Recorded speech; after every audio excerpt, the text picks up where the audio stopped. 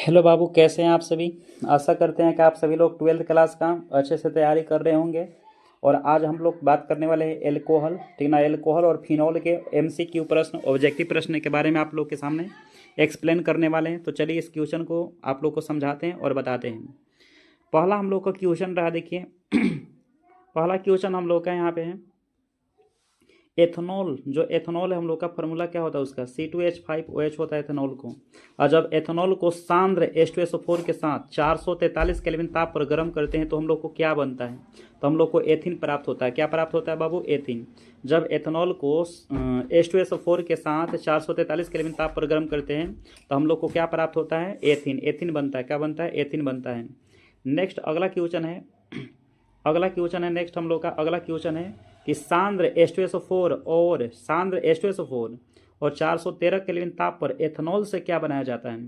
तो सांद्र H2SO4 और 413 kelvin ताप पर एथेनॉल, एथेनॉल का फॉर्मूला क्या होता है बाबू, एथेनॉल C2H5OH होता है।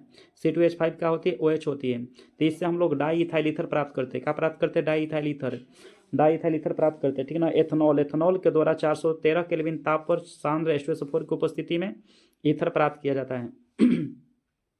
नेक्स्ट अगला क्वेश्चन है कि एल्कोहल को सोडियम धातु से अभिक्रिया कराने पर कौन सी गैस निकलती है। जब मान लो कोई एल्कोहल है आपके पास, क्या है सर, एल्कोहल है। तो जब एल्कोहल को हम सोडियम धातु से अभिक्रिया कराते हैं तो कौन सा गैस निकलता है, तो यहाँ पे हम लोग को प्राप्त होता है सर हाइड्रोजन गैस। कौन सा गैस प्राप्त होता है, हाइड्रोजन, या हाइड्रोजन गैस प्राप्त होती है, हाइड्रोजन गैस प्राप्त होती है।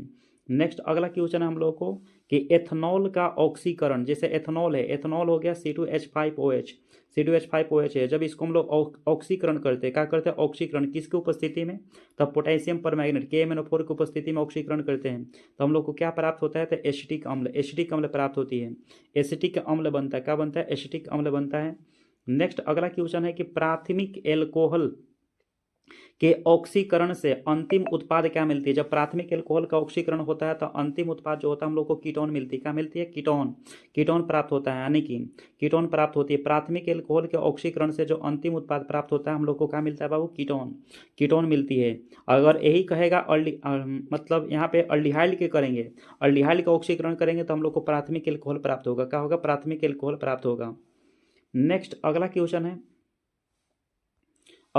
कि द्वितीयक एल्कोहल, सॉरी सर, तृतीयक एल्कोहल का समान ऑक्सीकरण, जब तृतीयक एल्कोहल का समान ऑक्सीकरण पे क्या होती है, तो इसका ऑक्सीकरण संभव नहीं होता है। तृतीयक एल्कोहल का मतलब समान ऑक्सीकरण पर होता है तो इसका कोई ऑक्सीकरण संभव नहीं होते। तृतीयक एल्कोहल का समान मतलब ऑक्सीकरण संभव नहीं है। नेक्स्ट अगला क्वेश्चन है कि एल्कोहल को फास्फोरस पेंटाक्लोराइड से अभिक्रिया कराने पर क्या बनता है। तो एल्कोहल को जब फास्फोरस पेंटाक्लोराइड से अभिक्रिया कराते हैं तो एल्काइल क्लोराइड बनता है। क्या बनती है सर, एल्काइल क्लोराइड का निर्माण होता है, एल्काइल क्लोराइड का निर्माण होती है। नेक्स्ट अगला क्वेश्चन है कि एथेनॉल जो हो गया, एथेनॉल ठीक ना, C2H5, ठीक ना। एथेनॉल है, OH है, और इसको हम sodium iodide, sorry sir, hydrogen iodide से भी क्रिया कराते हैं तो क्या प्राप्त होता है, तो यह हम लोग को प्राप्त हो रहा है यहाँ पे आयोडो एथेन प्लस में जल। क्या बनता है, आयोडो एथेन प्लस में जल, यानी कि आयोडीन जो है यहाँ पे लग जाता है इथाइल के साथ में, और OH जो हाइड्रोजन के साथ में जल बना देता है। नेक्स्ट अगला क्वेश्चन हम लोग के कि ल्यूसाक परीक्षण, ठीक ना। ल्यूसाक परीक्षण में तुरंत धुंधलापन किस एल्कोहल में आता है। तो ल्यूसाक जब परीक्षण किया जाता है तो वहाँ पे तृतीयक एल्कोहल में धुंधलापन तुरंत, यानी कि हम लोग का जो तृतीयक एल्कोहल है वहाँ तुरंत क्या होता है, धुंधलापन हो जाता है। कैसा होता है, धुंधलापन हो जाता है। नेक्स्ट हम लोग अगला फिनॉल के बारे में हम लोग चल, देखिए फिनॉल हो गया हम लोग। अब यहाँ पे फिनॉल के बारे में हम लोग चल रहे हैं। फिनॉल से आने वाले MCQ के बारे में हम लोग देखते हैं, ठीक ना। फिनॉल से क्या क्या क्वेश्चन यहाँ पे आप लोग को मतलब यहाँ पे दिखाते हैं, फिनॉल से क्या क्या क्वेश्चन यहाँ से एग्जाम में बन सकता है। तो थोड़ा सा क्वेश्चन आप लोग देखिए और सुनिए, इसको समझिए और पढ़िए। फिनॉल की अम्लीय प्रकृति का मुख्य कारण क्या होता है। जो फिनॉल होता है वो हम लोग का अम्लीय होता है। किस कारण से अम्लीय होता है, तो बेंजीन रिंग के कारण। फिनॉल जो होता है ना, बेंजीन रिंग के कारण जो होता है अम्लीय प्रकृति का होता है। क्या होता है, अम्लीय प्रकृति का होता है। नेक्स्ट अगला क्वेश्चन हम लोग का कि फिनॉल का, ठीक है ना, फिनॉल का ब्रोमीन जल से अभिक्रिया कराने पर क्या प्राप्त होती है। जब फिनॉल जो होगा ना, जैसे फिनॉल है आपका फॉर्मूला क्या होता है आपका, इसका होता है C6H5OH होता है, ठीक ना, C6H5OH होता है। और जब इसे ब्रोमीन जल से अभिक्रिया कराते हैं ना कि Br2 प्लस में तीर पे क्या रहेगा, तीर पे आपका जल रहेगा। जब अभिक्रिया इसको कराते हैं तो हम लोग को क्या प्राप्त होती है, बताइए हम लोग को क्या प्राप्त होगा, यानी कि 2,4,6 ट्राई ब्रोमोफिनॉल प्राप्त होगा, 2,4,6 ट्राई ब्रोमो का होगा फिनॉल प्राप्त होगा।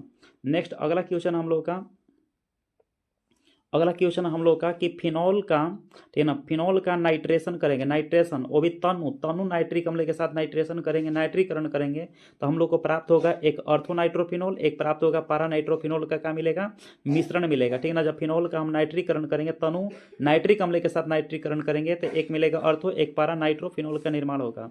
नेक्स्ट अगला क्वेश्चन है कि फिनॉल को जिंक डस्ट के साथ गर्म करने पर क्या प्राप्त होती है, तो हम लोग को बेंजीन प्राप्त होता है। क्या प्राप्त होता है, बेंजीन, क्योंकि यहाँ से ना जिंक ऑक्साइड बाहर निकल जाती है, शेष में हम लोग को बेंजीन क्या होता है, सूत्र C6H6 होती है, बेंजीन प्राप्त होती है। नेक्स्ट अगला क्वेश्चन हम लोग के कि फिनॉल की अभिक्रिया क्लोरोफॉर्म और सोडियम हाइड्रोक्साइड के साथ करने पर क्या प्राप्त होती है, तो हम लोग को फिनॉल को क्लोरोफॉर्म सोडियम हाइड्रोक्साइड के साथ अभिक्रिया करते हैं तो सैलिसाइलिक एल्डिहाइड प्राप्त होती है। कौन सा प्राप्त होती है, सैलिसाइलिक एल्डिहाइड। फिनॉल की अभिक्रिया जब हम क्लोरोफॉर्म का सूत्र क्या होता है, CHCl3 और साथ में सोडियम हाइड्रोक्साइड लेंगे, ठीक है, सॉरी सर, हाँ सोडियम हाइड्रोक्साइड कास्टिक सोडा बोलते हैं, तो हम लोग को क्या प्राप्त होगा, सैलिसाइलिक एल्डिहाइड प्राप्त होगा, salicylic aldehyde, option number C. Next अगला क्वेश्चन हम लोग का, ठीक है ना, इसी को हम लोग कौन सा रिएक्शन भी कहते हैं, इसको ना हम लोग राइमर टीमन रिएक्शन कहते हैं। सैलिसाइलिक एल्डिहाइड बनना ही क्या कहलाता है, राइमर टीमन रिएक्शन के नाम से इसको जानते हैं। नेक्स्ट अगला क्वेश्चन हम लोग का, ठीक है ना, नेक्स्ट अगला क्वेश्चन है कि फिनॉल की अभिक्रिया एसिटिक एनहाइड्राइड से कराने पर, एसिटिक एनहाइड्राइड से कराने पर क्या प्राप्त होती है, तो हम लोग को प्राप्त होता है फिनाइल एसीटेट। क्या मिलता है बाबू, फिनाइल एसीटेट प्राप्त होती है, फिनाइल एसीटेट प्राप्त होता है। एसिटिक एनहाइड्राइड का फॉर्मूला क्या होता है, एसिटिक एनहाइड्राइड का फॉर्मूला CH3CH3COOCN। एसिटिक एनहाइड्राइड से अभिक्रिया करेंगे तो फिनाइल एसीटेट प्राप्त होता है। नेक्स्ट अगला क्वेश्चन है फिनॉल का, ठीक है ना, फिनॉल का, ठीक है ना, FeCl3 के साथ परीक्षण करने पर क्या हम लोग को रंग देता है।